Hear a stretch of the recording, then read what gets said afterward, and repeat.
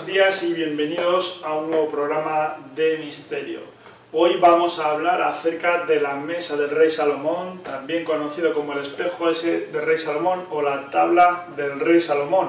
Pero antes de hablaros de vuestra mesa, no, de la mesa del rey Salomón, quiero hablaros un poco acerca del rey Salomón por si no todos tenéis un dato claro o los datos históricos de quién fue, ya que fue una persona real, que sale evidentemente la Biblia como todos conocéis. Todos hemos oído hablar del rey Salomón.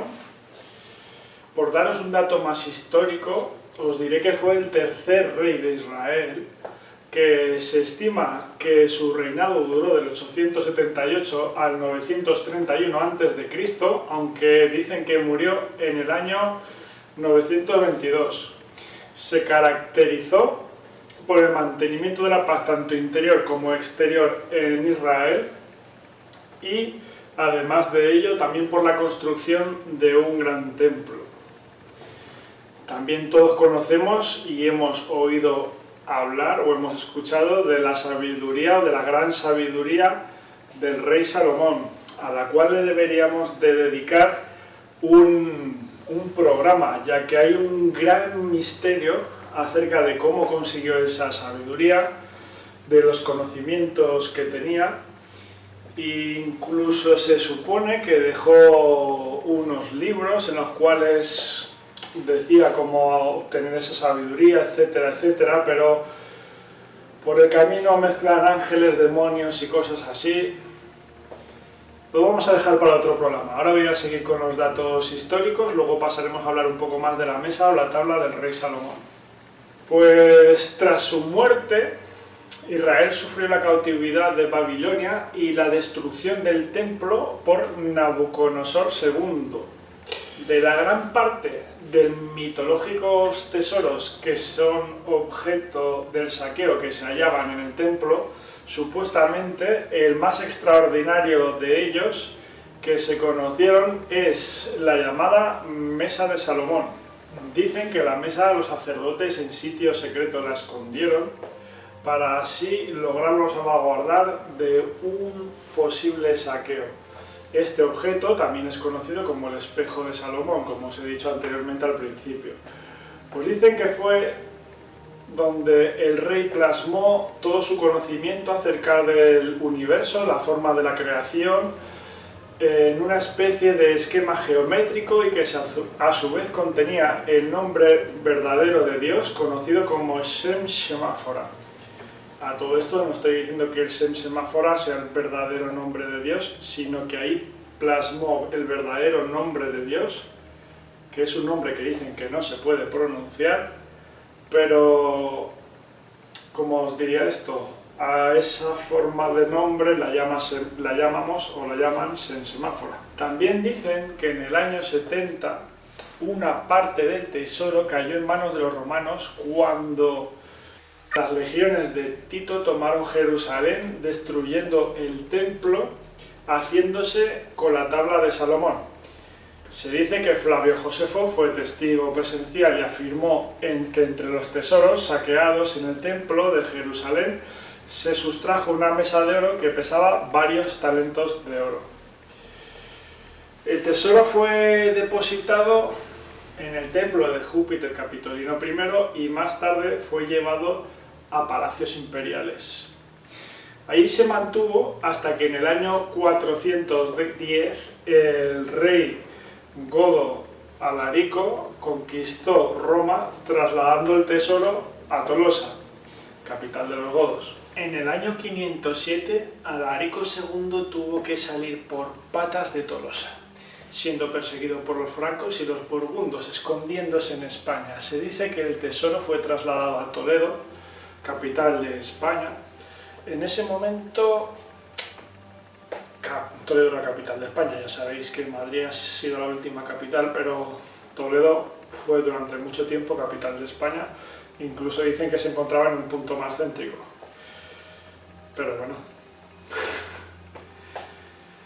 Muchos dicen que el tesoro se halla en la cueva de Hércules o Casa de los Cerrojos. Está en Toledo, yo he estado ahí y realmente lo que te dejan ver o lo que ves es una pequeña parte del museo, que puedes bajar por unas escaleras como de caracol a una especie de cisterna, que solo se ve un trocito, que además hay agua en el fondo, muy poca profundidad, y unos espejos que no te dejan ver nada más.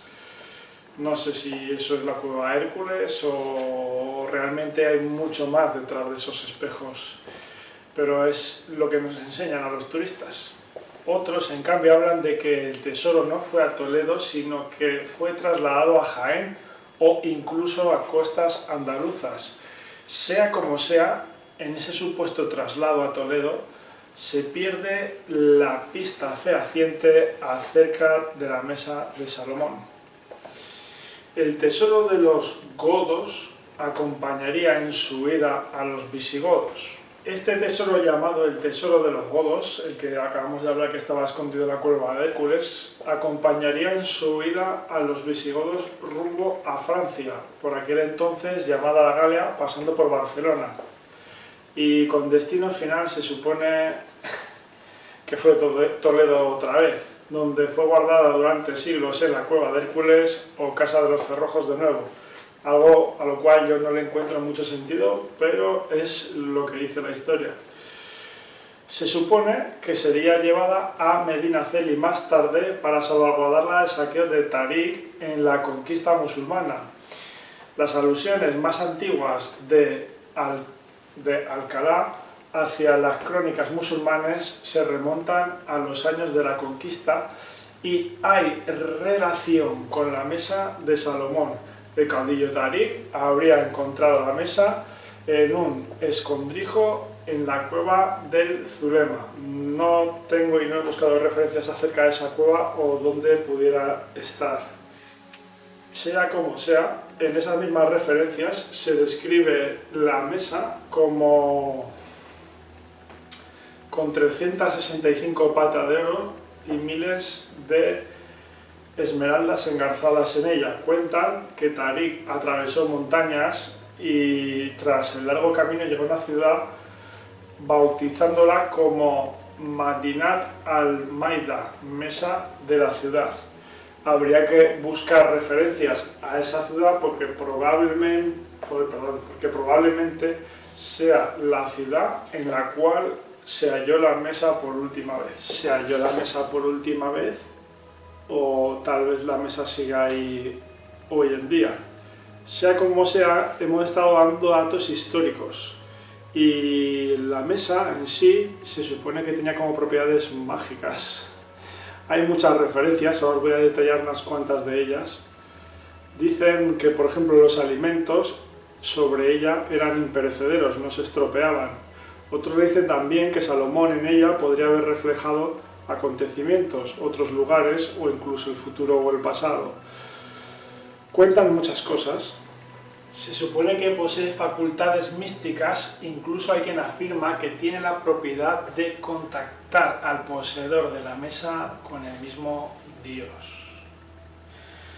El libro de Enoch la menciona como algo para desplazarse en el espacio y el tiempo. Incluso hay quien dice que tiene su relación con Sumeria, lo cual no tiene sentido porque Sumeria yo entiendo que es bastante anterior a Salomón, pero bueno, dicen que lo explican con las tablas Me y que se supone que contiene la capacidad de crear a través de la palabra que también poseerían los dioses Anunnaki.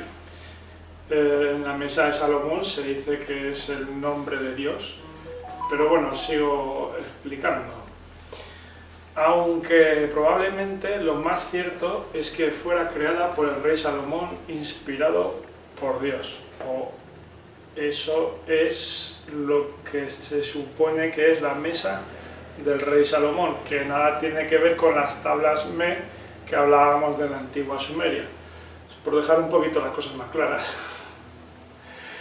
Se dice que contiene todo el conocimiento del mundo y del universo, además de contener en algún modo, como ya hemos dicho, el semáfora, que son las pistas para poder descifrar el auténtico nombre de Dios, que es un nombre que dicen que no se puede escribir, pero sí se puede pronunciar, y una vez que se pronuncia, tendría la capacidad de crear, o sea, como unas instrucciones para hacer una realidad a partir de la nada, aunque cuando hablamos de nada se supone que todo es energía. Se dice que nosotros somos, a nivel científico incluso, se dice que nosotros somos energía a un nivel vibracional, el metal sería otra, una piedra otra, todo es energía, no hay nada libre de energía. Ahí dejo eso. A su vez, y por volver al tema de los musulmanes, también decían que la mesa de Salomón era lo mismo que la tábula esmeralda de Hermes Trismegisto, cosa a la cual yo no le veo mucho sentido. Aunque dicen que tiene poderes similares la tabla de Hermes Trismegisto, la tabla esmeralda, con la mesa del rey Salomón. Y es por eso que se dice que podría haber dos mesas del rey Salomón, porque hay dos descripciones distintas de mesas del rey Salomón. En una era de oro, en otra era una gran tabla esmeralda, una tenía 2 metros, las 365 patas como 365 días del año. Como digo yo, esto es mitología. En otro programa sí que deberíamos dedicarlo a lo que es las tablas Me, porque es algo muy similar y que a mí particularmente me ha llamado la atención. Entonces probablemente haga un programa de las tablas Me de los sumerios y los Anunnakis, teóricamente, y hablaremos acerca de ellas. Entonces, esto es todo lo que he podido encontrar acerca de la mesa del rey Salomón. Como siempre digo, son cosas de un pasado muy lejano y son cosas que no podemos demostrar. Os dejo el legado a vosotros para que sigáis investigando, a ver si encontráis alguna cosa más. Me dejáis ahí abajo en comentarios, así podemos ir divagando e ir aumentando nuestro conocimiento progresivamente, que al fin y al cabo es lo que buscamos a los que nos gusta el tema del misterio, la conspiración, el ir aprendiendo, sabiendo cosas que están un poco ocultas y que nadie se fija ya hoy en día, y ir obteniendo conocimientos. Gracias por todo. Hasta el próximo programa y espera, no te vayas, suscríbete y dale a la campanita porque así cuando veas otro vídeo